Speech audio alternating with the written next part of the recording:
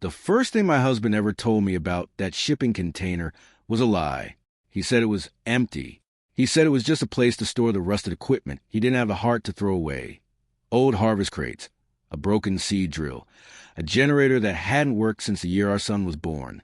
He said it sat there at the back of the property because there was nowhere else to put it, and one day, when we had the money, we'd haul it off and forget it ever existed. That was 32 years ago. He died on a Tuesday in early March. The kind of cold morning where the frost still clings to the fence wire at sunrise, and the breath of every living thing on the farm rises up into the air like smoke. Pneumonia. It came on fast and took him faster. Ray was 68 years old, and the last thing he said to me, with his hand wrapped around mine in that hospital bed in the county hospital in southern Iowa, was, "Margaret, when they read the papers, you go to the container first. Not the house, not the bank, the container." I thought he was confused. The morphine had been heavy that morning. I leaned in close, and I asked him what he meant, but his eyes had already drifted somewhere I couldn't follow, and he was gone before the sun came up the next day. My name is Margaret Hale, and I'm telling you this story because I have spent most of my life being treated like the woman who was lucky to be tolerated. I married into a family that owned land, 340 acres of dark Iowa soil that had been the Hale family since 1894, and from the day I stepped onto that property as a 22-year-old bride, I was reminded in 100 small daily ways that the land was not mine. The house was not mine. The name on the deed was not mine. I was a guest, and a guest who had better remember her place. I worked that farm for 46 years. I drove the combine in seasons when Ray's back was too bad to climb up into the cab. I sat up nights with sick calves, kept the books, fed the hands during harvest, rebuilt the kitchen myself the year a pipe burst behind the wall. When his mother got sick, I was the one who bathed her. When his father got sick, I was the one who fed him soup with a spoon. I buried both of them in the family plot at the edge of the south field, and at neither funeral did anyone in his family thank me. Subscribe and tell us in the comments where you're listening from. I want to know who's out here listening to a story like this, because what I'm about to tell you is the kind of thing that doesn't happen to women like me, not in the world I grew up in. After Ray was gone, the family came, not for me, for the land. Ray had a younger brother, Caleb. Caleb had left the farm at 19, gone to the city, become an accountant, married a woman named Vivian who wore her wealth on her wrist and her contempt on her mouth.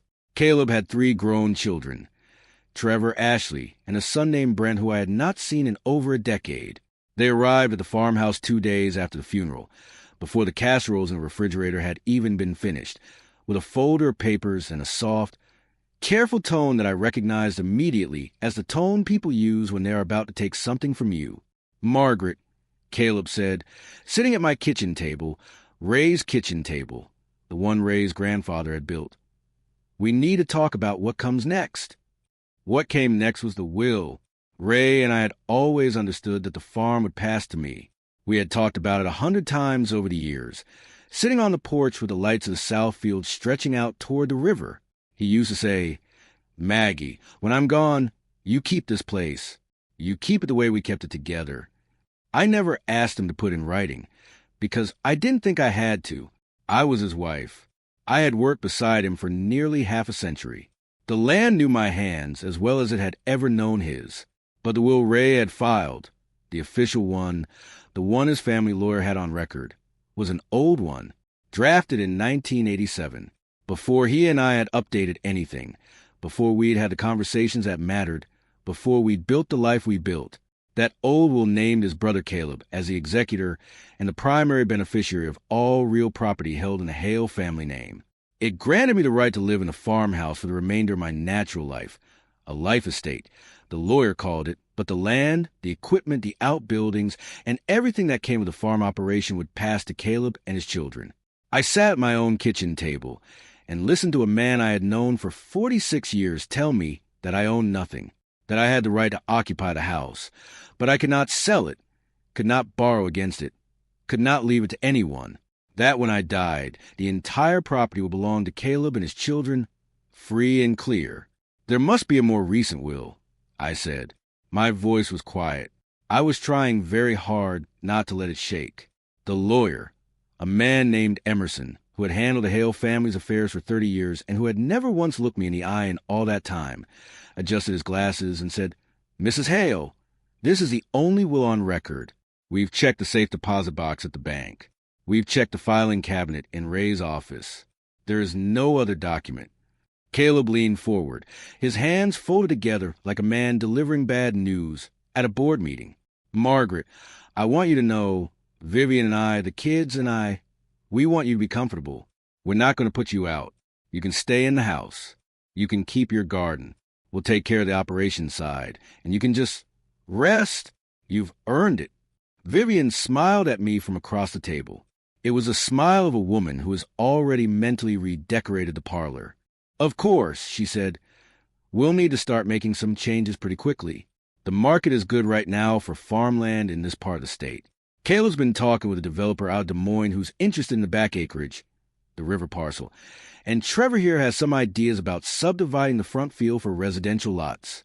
Just 5-acre estates, nothing dramatic, but we'd like to get moving on it before fall." I looked at her. I looked at Caleb. I looked at the 3 grown children who had not stepped foot on this property in years, who had not helped Ray with a single harvest, who had not sent so much as a card when his mother was dying. I looked at Trevor, who was already on his phone scrolling through what I assumed was a real estate site. I said, "I'd like to think about it for a few days." Caleb's smile thinned just slightly. "Margaret, there isn't really anything to think about. The will is the will. We're just trying to handle this in the most respectful way possible." Brent, the youngest, the one I hadn't seen in a decade, laughed. It was a short, surprised laugh, the kind a person makes when they're not sure whether to be amused or impatient. "And Margaret," he said, "you don't actually own any of it. You get to live in the house. That's it. We're being generous. You should probably just say thank you." I looked at him for a long moment. I did not say thank you. I did not say anything at all. When they finally left, and it took them another hour to leave, because Vivian wanted to walk to the house and get a sense of the bones, I sat at the kitchen table for a long time, and I did not cry. I had used up most of my crying in the hospital that morning Ray died. What was left in me now was something different, something smaller and harder and quieter. Vivian had gone through the house room by room. She had stood in our bedroom, the bedroom where Ray and I had slept side by side for 46 years, and she had said, to no one in particular, that the wallpaper was dated and the flooring would need to come up. She had opened the linen closet without asking. She had run her hand along the banister of the staircase Ray's grandfather had built and said, "This will refinish nicely." Trevor had wandered into Ray's office and stood looking at the wall of farm ledgers, the bound, handwritten books in which Ray had recorded every harvest, every cattle sale, every drainage tile installation, every birth and death of every animal on the property since 1972, and I had watched him from the doorway, and I had seen him pick up one of those ledgers and flip through it carelessly, like a man flipping through a magazine in a waiting room, and then set it back down on the wrong shelf. I did not say anything. I watched. Brent had gone out to the tool shed and come back with one of Ray's good wrenches in his hand. "I might take this," he had said. "Dad said we could take what we wanted of the small stuff." He had not asked me. He had simply walked into a building I had stood in beside my husband 10,000 times and removed a tool that had been Ray's father's before it was Ray's, and he had put it in his car. Ashley had not done any of that. Ashley had stood in the kitchen near the back door, mostly, with her arms folded and her shoulders tight, and she had not met my eyes. Once, when her mother said something cutting about the curtains, Ashley had said very quietly, "Mom." Just that, just the one word. Her mother had not heard her, or had pretended not to. I had filed that away too. The wrench, the ledger, the one quiet word. I was filing a great many things away in those days, without yet knowing what I would do with them. I thought about what Ray had said to me. Go to the container first. Not the house, not the bank, the container. That night, after the sun went down and the house was quiet, and the casserole dishes had been rinsed and stacked beside the sink, I put on my coat and my work boots, and I took a flashlight, and I walked out across the south field toward the place where the shipping container had sat for 32 years. It was a 40-foot container, the kind they ship goods on across oceans. Ray had bought it secondhand from a farm sale up near Cedar Rapids back in 1993, and he had paid a man with a flatbed truck to drop it at the back of our property, just past a windbreak of old elms, where the land sloped down toward the river. He had painted it a flat, dark green so it would blend in with the trees. Over the years, the paint had faded and the metal had begun to rust, especially around the doors, where the seal had given out and water had crept in. I had been inside it exactly twice in 32 years. Once when Ray first set it up, and once about 10 years ago when he asked me to help him pull out an old piece of equipment. Both times it looked exactly the way he said it would look. Full of broken machinery, dusty crates, and the smell of old oil. I had no reason to think it was anything else. But Ray's last words had been about that container. And so I went. The padlock was new. That was the first thing I noticed. It was a heavy brass padlock, the kind you can buy at the hardware store in town, and it was clean and free of rust. Whoever had put it there had done it recently. Within the last year, maybe within the last few months. I had the key on the ring Ray kept in his desk drawer, a small silver key I had assumed was for one of the outbuildings. I had not known what had opened until that moment. I slid into the padlock, and the lock opened with a clean, well-oiled click. I pulled the doors open. The first thing I noticed was that the floor inside the container was not the rough, oil-stained metal I remembered. It was wood, clean, unfinished pine planks, laid down carefully across the entire length of the container. The second thing I noticed was that the air inside did not smell of oil or rust. It smelled of cedar, faintly but distinctly, the kind of cedar smell you get from inside a hope chest. I stepped inside, and I shone the flashlight around, and what I saw made me stop and reach out and put my hand against the wall to steady myself. The container had been finished out. The walls had been insulated and paneled in pine. There were 2 narrow windows cut into the sides, small, almost invisible from the outside, but wide enough to let light through during the day. There was a small wood stove, vented out through the roof. There was a workbench along one wall, and shelving along the other, and at the far end of the container, beneath the second window, there was a single wooden chair and a small writing desk. On the desk was an envelope. My hand shook as I opened it. Inside was a letter written in Ray's careful, slow handwriting, dated 3 weeks before he died. Maggie, if you're reading this, then I didn't get the chance to tell you in person, and I'm sorry. I had hoped to walk you out here myself, but the doctor's appointments haven't been going the way I wanted, and I wanted you to have this in case I ran out of time. The container is yours. It has always been yours. Everything inside it is yours, and everything I have done out here over the past 10 years has been for you. There is a black metal box under the floorboards beneath the desk. The third board from the wall lifts out. I built it that way on purpose. Inside the box you will find what you need. Take your time. Read everything carefully. Talk to no one in the family until you have read all of it. I love you, Maggie. I have loved you since the first time I saw you sitting on the bleachers at the county fair in 1978. I am sorry I waited so long to do this the right way. But what's in that box is yours, and no one, not Caleb, not Vivian, not any of those kids, can take it from you. Your husband, Ray. I sat down in the chair. My legs would not hold me up any longer. For 10 years, my husband had been building something out here for me, and I had not known. For 10 years, he had been walking out across the south field after supper, sometimes for an hour, sometimes for 2, and I had thought he was just clearing his head. He had told me he was working on the old equipment. He had told me he was tinkering. He had told me 100 small lies, all of them in the same direction, all of them protecting something he wanted me to find at exactly this moment, when I would need it most. I lifted the third floorboard from the wall. It came up cleanly, just as he had said.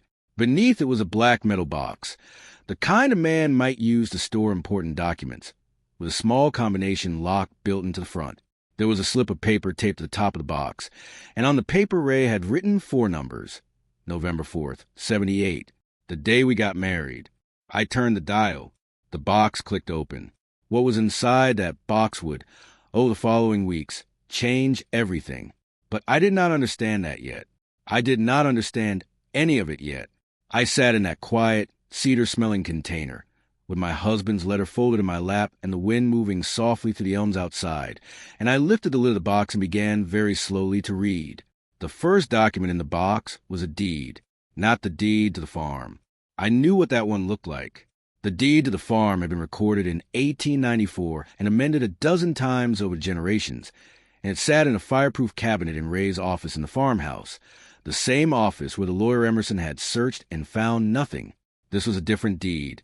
It was a deed to a 40-acre parcel of land along the Skunk River, a parcel I had not known existed, in a part of the county I had not known belonged to us. The deed was dated in 1986, 2 years before Ray and I built our life out here in earnest. It had been purchased by Ray's grandfather, Jacob Hale, in 1986, the year before he died, and it had been recorded at the Jefferson County Courthouse in the name of Jacob Hale, in trust for Margaret and Hale, in trust for me. I had to read it 3 times before I understood what I was looking at. Ray's grandfather, who had died the year I married into the family, had purchased a parcel of land, 40 acres of bottomland along the river, and he had recorded it in trust for me, for the woman his grandson was about to marry. He had done this at a time when no one in the Hale family had ever shown me anything but cold civility, and when I had not even met him more than 3 or 4 times. Beneath the deed was a letter from Jacob Hale to me, sealed and dated October of 1986, for months before he died. Dear Margaret, you don't know me well, and I'm sorry for that. The truth is, I'm an old man, and I've watched my own family long enough to know what kind of people they are. My son, Ray's father, is a hard man, and his wife is harder, and the boy Caleb is going to grow up to be exactly like both of them. I love them, but I see them clearly. Ray is different. Ray sees you, and that tells me something about you that I want to honor before I'm gone. I have purchased a small piece of land along the river, 40 acres, mostly wooded, some pasture, a clearing in the middle where there used to be an old homestead, and I have placed it in trust for you. The trust is irrevocable. It cannot be challenged. It cannot be claimed by anyone in my family except you. The trustee is a Des Moines law firm called Beckman and Howe, and the senior partner there has been instructed to wait for you to come to him on your own when the time is right. The land is yours, Margaret. It has been yours since 1986. Use it wisely, and know that one member of this family saw you for what you were going to mean to my grandson and wanted you to have something of your own. With my respect, Jacob Hale. I put the letter down. I picked it up. I put it down again. For 32 years, I had owned 40 acres of land along the river, and I had not known. But that was not the end of what was in the box. Beneath the deed and the letter from Jacob Hale, there was a thick file of documents that Ray had assembled himself over the course of the last 10 years. There was a survey of the 40-acre parcel, dated 2014, conducted by a licensed surveyor out of Ottumwa. The survey showed the boundaries of the land, the location of the old homestead clearing, and this was the thing that made my hand begin to shake again, the location of 3 natural gas wellheads that had been drilled on the property in the 1950s by an oil and gas company called Mid-Continent Petroleum. There was a copy of a mineral rights lease, dated 1955, between the previous owner of the parcel and Mid-Continent Petroleum. The lease granted Mid-Continent the right to drill and extract natural gas from the property in exchange for a royalty payment to the surface owner. The royalty was set at 12.5% of gross production. There was a letter from a company called Heartland Energy Partners, the successor company to Mid-Continent Petroleum, dated 2016. The letter was addressed to Jacob Hale, in trust for Margaret and Hale, and informed the trust that the 3 wellheads on the property had been reactivated under a new horizontal drilling program, and that royalty payments under the original 1955 lease were now due to the trust. There was a statement of accumulated royalties, dated 3 months before Ray died. The royalties, paid quarterly into a trust account managed by Beckman and Howe, had been accumulating since 2016. The total balance, as of the date of the statement, was $4,217,843. I read that number 5 times. I read it 6 times. I read it until the tears were running down my face and dropping onto the paper, and then I had to set the statement aside before I damaged it. For $1 million. For $1 million in a trust account in Des Moines, accumulating quietly for 10 years, on a piece of land my husband's grandfather had bought for me before I was even married into the family. I did not understand at first why Ray had not told me, and then I understood completely. Because if I had known, if anyone had known, Caleb and Vivian and the children would have come for it. They would have lawyered up, and they would have challenged the trust, and they would have made my life a living misery. Ray had kept it quiet for the same reason his grandfather had kept it quiet. Because the only way to protect it was to wait until the right moment, and to make sure that when that moment came, the documents were so airtight that no one could touch them. Beneath the royalty statement was the next layer of what Ray had built. It was a current, valid, and properly executed last will and testament, dated 8 months before Ray died, signed and witnessed and notarized a law office in Ottumwa, not in Jefferson County, where the Hale family had its long relationship with Emerson the lawyer. Ray had driven 2 counties over to have his new will drafted by a firm that had never heard of any of us. The new will revoked all prior wills and codicils. It named me as the sole beneficiary of all real and personal property held in Ray's name, including his half-interest in the family farm. It named the law firm of Beckman and Howe as the executor, and it included a specific provision. Ray had insisted on this provision. The firm had told him it was unusual but enforceable, that any beneficiary of any prior will who challenged a new will be barred from receiving any benefit from any Hale family asset, including the original 1894 farm deed, which Ray had quietly placed into a separate revocable living trust 3 years earlier with himself and me as co-trustees. In other words, if Caleb tried to fight, he would lose everything, not just the new claim, the whole farm. I sat in that container for a long time. The wind kept moving to the elms outside, and the small windows let in just enough moonlight to see by, and I read every page in that black metal box twice, and then a third time, until I was sure I understood.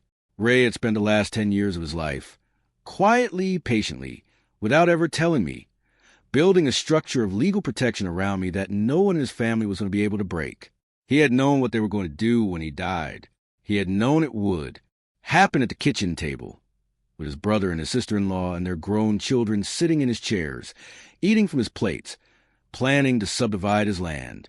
He had seen it coming for years, and so he had built me a way out. If this story is moving you, hit the like button and turn on the bell so you never miss another story like this one. Because what happened next? The morning I walked back into that kitchen with the contents of that black metal box, that is when everything I had spent 46 years swallowing finally found a way out of me. I did not call them right away. Ray had told me to take my time, and I took it. For 3 days I drove to Des Moines, to the offices of Beckman and Howe on the 18th floor of a glass building downtown, and I sat across the desk from a senior partner named Howard Beckman, a man in his late 70s with white hair and reading glasses in a soft, careful manner, who told me that he had been waiting to meet me for 32 years. "Your husband's grandfather was a remarkable man, Mrs. Hale," he said, sliding a folder across the desk toward me. "He came to this firm in 1986 with a very specific instruction. He said, 'I have a granddaughter-in-law coming, and the rest of my family is going to spend the next 40 years pretending she doesn't exist. I want you to make sure that when the time comes, she has somewhere to land.' Howard Beckman walked me through every document. The trust was irrevocable, just as Jacob's letter had said. It had been structured under Iowa law in a way that made it bulletproof. He explained the legal mechanics carefully, the way a man explains a thing he has watched work for 40 years. The trust had been created under the Iowa Uniform Trust Code, as it stood in 1986, which meant it had survived 2 subsequent revisions of the code without any loss of standing. The trustee had no discretion to release the corpus to anyone except the named beneficiary, me, and the trust included a spendthrift provision that protected the assets from any claim by any creditor or any third party, including any in-law, any sibling-in-law, any niece or nephew, or any party claiming under the law of intestate succession. The mineral rights were held as a separate appurtenant interest, properly severed from the surface estate at the time of the original 1955 lease, and recorded with the Jefferson County Recorder's Office on a chain of title that had been verified by 3 separate title searches over the intervening decades.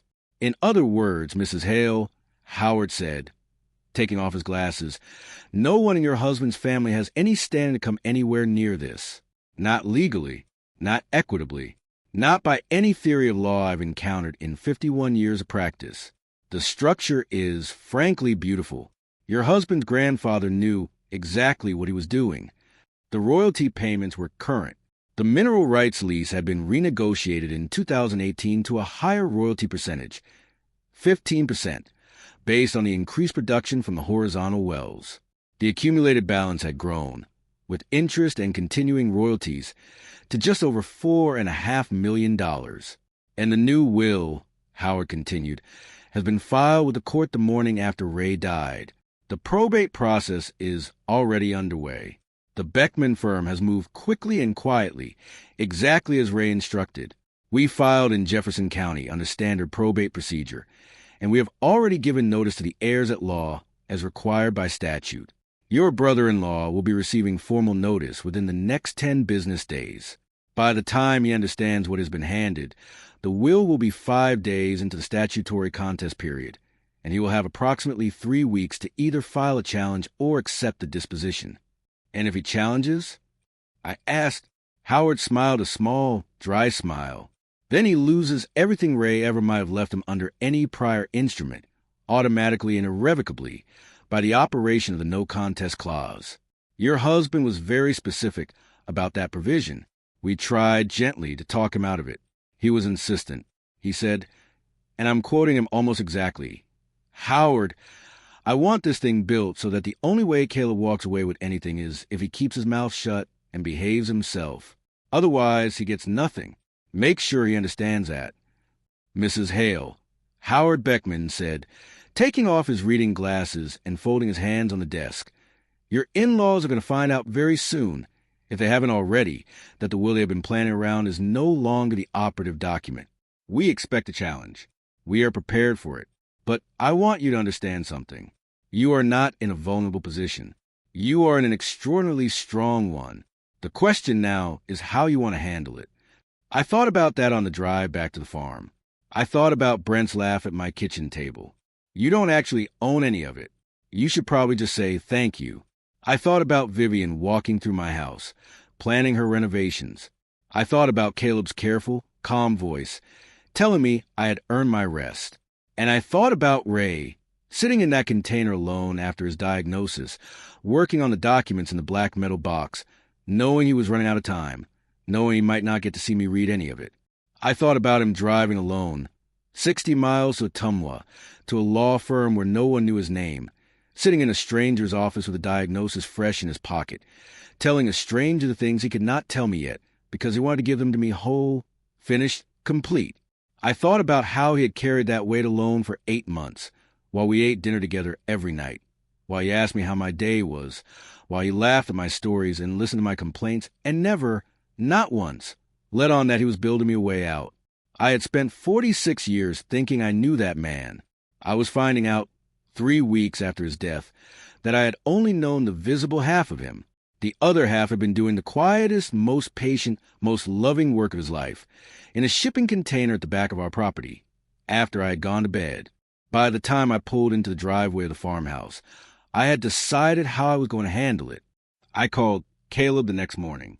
I asked him to come to the farmhouse on Saturday at 10 o'clock, with Vivian and the children, because there was a matter regarding the estate that I needed to discuss with the entire family. I asked him to bring Emerson, the family lawyer, because some legal questions had come up, and I wanted everyone to be able to ask them in real time. I was very polite. I was very careful. I gave nothing away. Caleb said yes. He sounded pleased. He probably thought I was going to sign whatever they put in front of me. On Saturday morning at 9:45, Howard Beckman arrived at my front door, along with junior associate from his firm, a court reporter, and a notary public. They came in 2 cars, and they parked on the side of the driveway, out of sight of the road. I made coffee. I set out cups and saucers. I put a plate of cookies on the kitchen table, the same plate Ray's mother used to put cookies on at family gatherings. I waited. Caleb arrived at 10:15. He was always late on purpose, a small power move he had used his whole life. With Vivian, Trevor, Ashley, Brent, and Emerson the lawyer, who came carrying his usual leather portfolio. They came into the kitchen, and they saw the 4 strangers sitting at the table, and Caleb stopped short. "Margaret," he said carefully. "What's going on?" "Have a seat, Caleb," I said. All of you. There's room. Howard, would you do the introductions, please? Howard Beckman stood up. He introduced himself. He introduced his associate.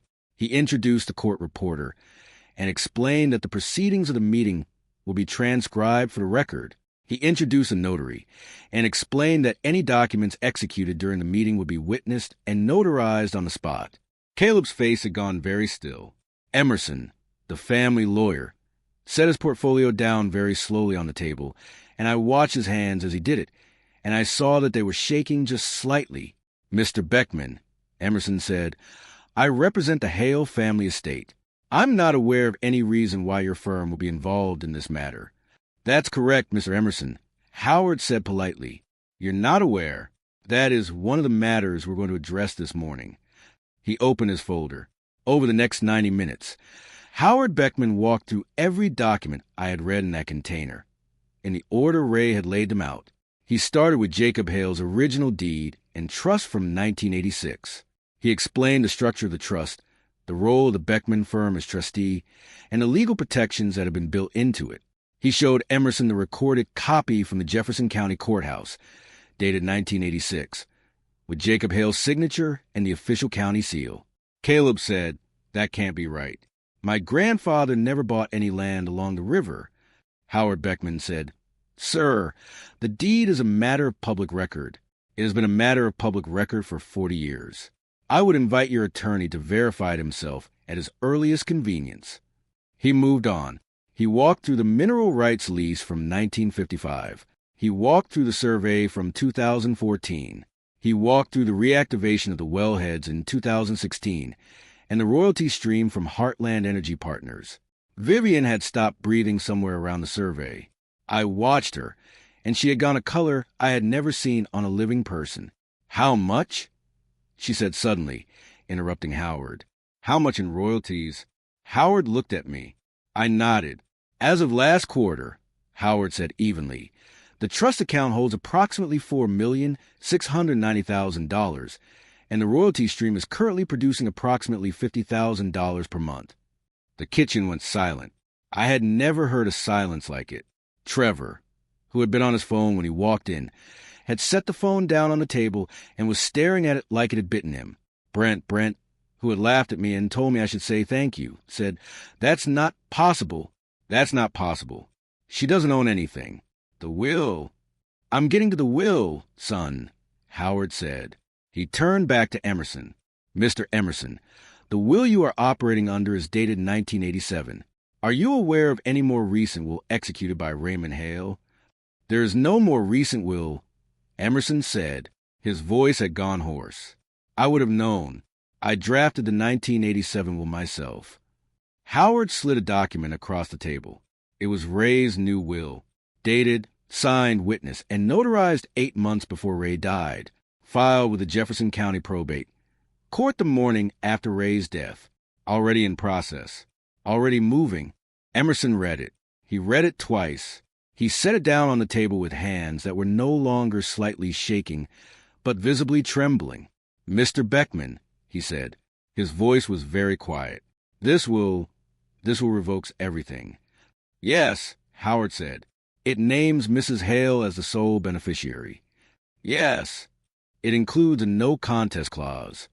Yes.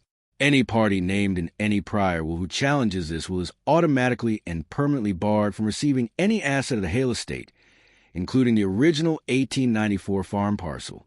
Mr. Hale was very specific about that provision. He insisted on it. Caleb stood up. He sat down. He stood up again. Margaret, he said. His voice cracked on my name. Margaret, there has to be some kind of... Sit down, Caleb, I said. He sat down. I looked at all of them.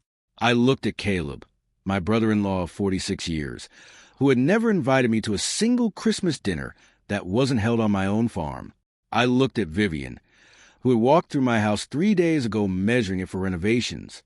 I looked at Trevor, who had been planning to subdivide my front field. I looked at Ashley, who had not said a word the entire morning, and whose face was now white with something that might have been shame. I looked at Brent, who had told me to say thank you, and I said very quietly, Ray knew He knew exactly what you were going to do. He saw it coming for 10 years. He sat in that container at the back of the property after I went to bed at night, and he built me this, every single piece of it, while you were ignoring him, while you were forgetting his birthday, while you were waiting for him to die so you could come and take what was never yours. I'm not going to challenge any of you. I'm not going to take anyone to court. I'm not going to call the press. I'm not going to do any of the things you would have done in my place. But I want you to understand what just happened in this room, and I want each one of you to understand it personally. You came here to take a farm from a 68-year-old widow who had spent 46 years working it. You came here on the assumption that I was too old, too tired, and too alone to fight back. You came here because you had decided a long time ago that I did not count. The man you all dismissed, the brother you couldn't be bothered to visit, the uncle you couldn't be bothered to call, saw all of you. He saw you for exactly what you are.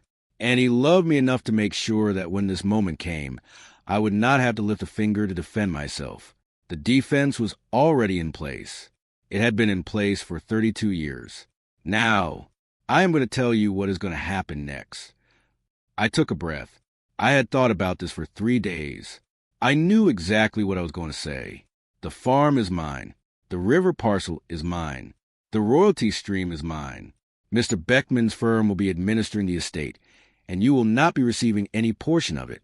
However, I am going to make one offer, and one offer only, to this family. Ashley, I looked at her.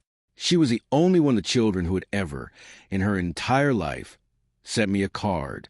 A single card when my mother died 12 years ago. I had kept it. Ashley, you are not your parents. I have always known that. If you want to come and learn this farm, really learn it the way Ray and I learned together, there is a place for you here. I will teach you what I know. I will pay you a salary out of the trust. And when I am gone, if you have done the work and you have done it honestly, this farm will pass to you, not to your father, not to your brothers, to you alone, with the same kind of trust structure your great-grandfather used to protect me. That is the offer. You have until the end of the month to decide. The rest of you, I want you off this property by sundown. I do not want to see any of you at this farmhouse again. I will not be hostile. I will not be cruel. But I am done.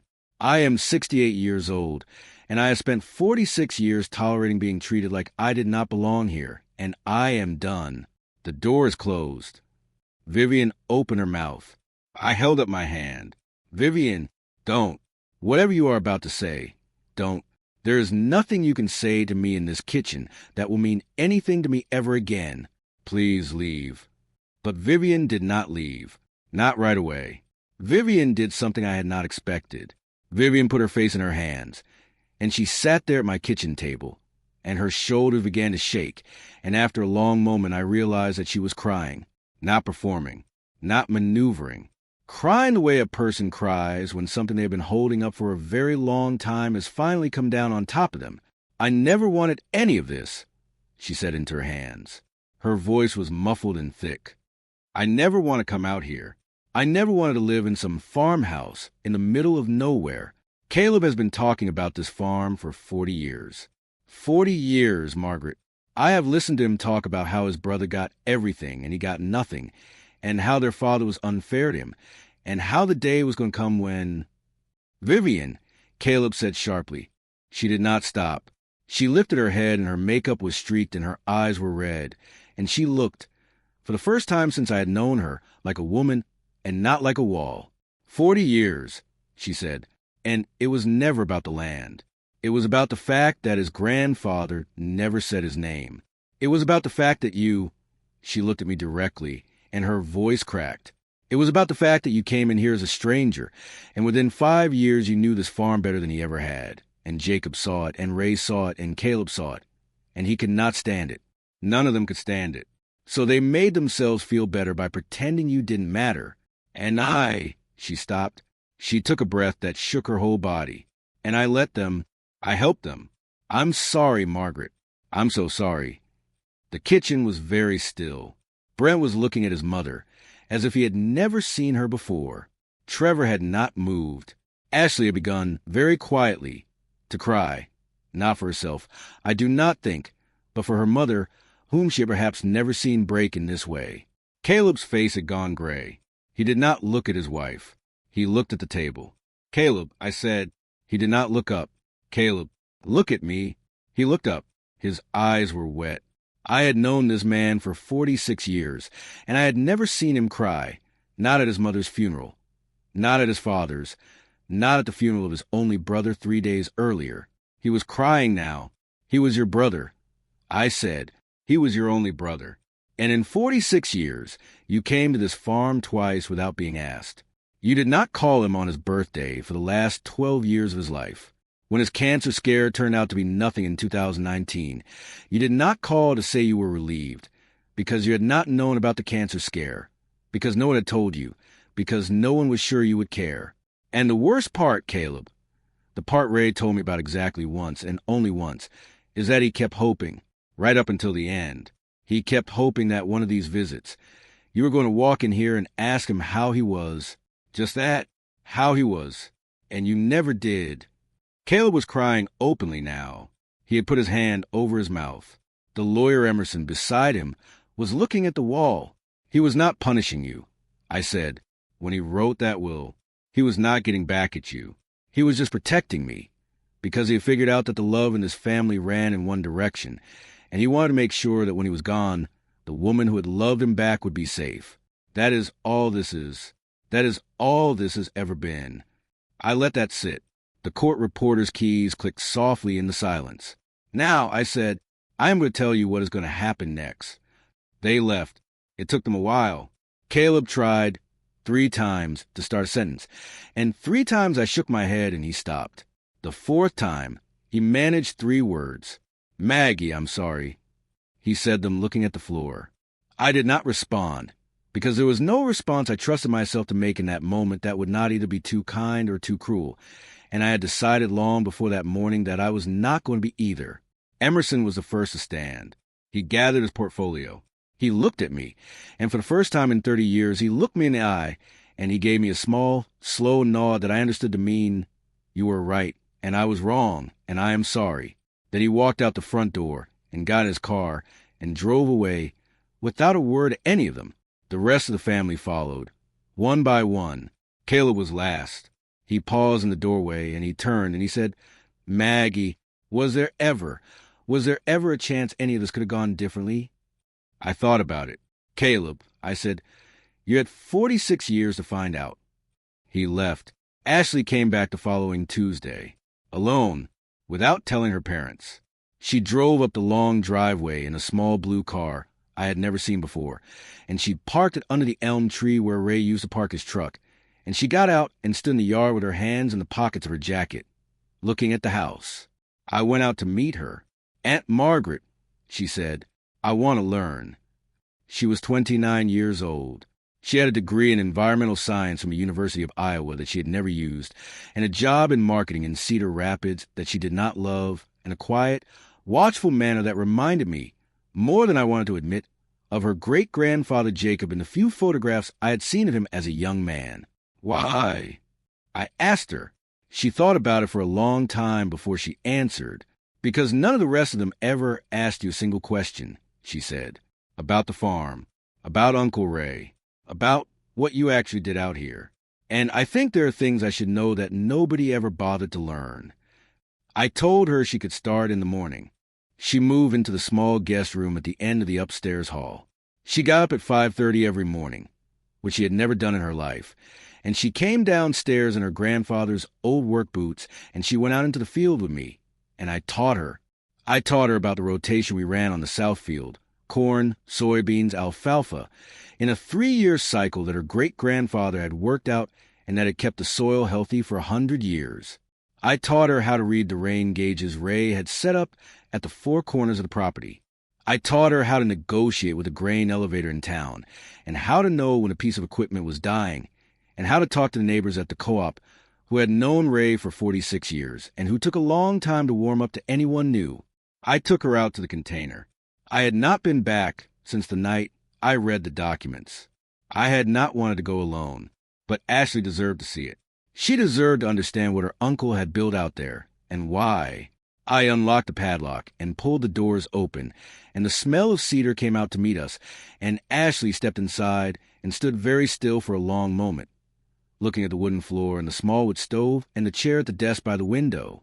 "He built this himself?" she said. "Every board," I said. "Every joint. He used to come out here after supper. He'd tell me he was working on the equipment. I never asked him a question." She walked the length of the container, slowly. She ran her hand along the workbench. She looked at the small library of books Ray had stocked along one shelf. Books about land management, about Iowa agricultural history, about the legal structure of trusts. She paused at the desk, and she looked at the empty space where the black metal box had been. "Aunt Margaret," she said quietly, "what do you want to do with this place?" I had been thinking about that for weeks. "I want to keep it the way he built it," I said. "I want to come out here and read in the afternoons. I want to write some things down about your uncle, about the farm, about what the family was like before all of this. I think there are things that should not be lost." Ashley nodded. "I'd like to read what you write," she said. "When you're ready." We worked the farm together through the spring and the summer and the fall. Ashley was a fast learner, and she was honest about what she didn't know, and she was not afraid of hard work. By harvest, she was running the combine on the north field, while I ran the one on the south. By Christmas, she had moved the rest of her things up from Cedar Rapids and had taken over the small east bedroom that had been Ray's when he was a boy. Her parents called twice in those first months. Both times she answered politely, said very little, and hung up. After that, they stopped calling. Caleb tried, once, to file a challenge to the will. His attorney, a new one, not Emerson, because Emerson refused, sent a letter to Beckman and Howe in November, claiming undue influence and lack of capacity. Howard Beckman sent a one-page response, attaching a copy of the no-contest clause, and explaining that under the terms of Ray's will, the filing of any challenge automatically forfeited any right Caleb might have had at any portion of the Hale family farm, including any interest he believed he held under the prior will. The challenge was withdrawn within 48 hours. We never heard from Caleb's attorney again. The royalty payments continued to come in. I left them in the trust, mostly.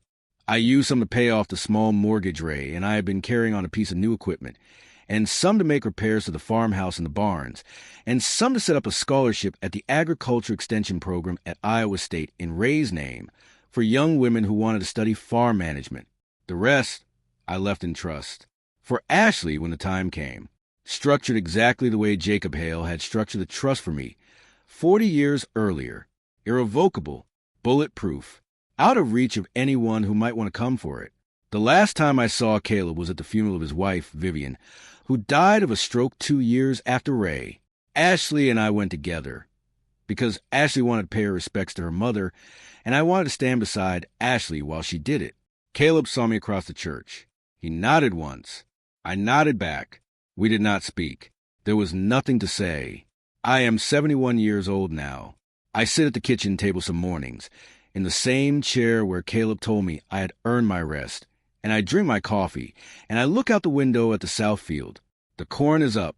Ashley is out there somewhere on the combine, or on her phone with the co-op, or walking the fence line with the dog Ray, and I never had time to get, and that she brought home from the shelter in town the second month she lived here. The town knows the story now.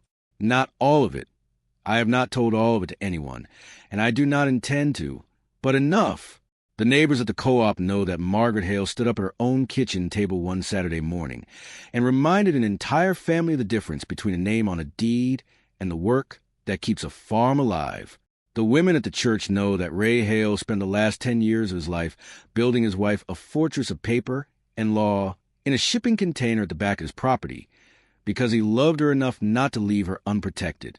The auctioneer in town, old Mr. Pell, who has known the Hale family since before I was born, sent me a card this spring after the meeting in the kitchen. The card said, "Mrs. Hale, your husband was a quiet man, and I always thought that was because he didn't have much to say. I see now I was wrong about that. He had plenty to say. He just said it where it counted." I keep that card in the desk drawer in the container. The container still sits where it has always sat, at the back of property, just past the windbreak of old elms. The padlock is still on the door. The black metal box is empty now, and lives in a drawer in my desk in the farmhouse. But I go out to the container most afternoons in the warm months, and I sit at the small writing desk by the window, and I write down what I remember. I write about Ray. I write about Jacob Hale, the grandfather-in-law I barely knew, who saw something in a 22-year-old girl at a county fair in 1978 and decided, on his own, that she deserved to be protected. I write about the 46 years of small humiliations I swallowed, and the 10 years my husband spent quietly turning those humiliations into a fortress around me. I write about the morning at the kitchen table when the fortress finally revealed itself, and the look on Brent's face, and the way Ashley sat very still and said nothing, and the way Caleb's voice cracked on my name. I write about land.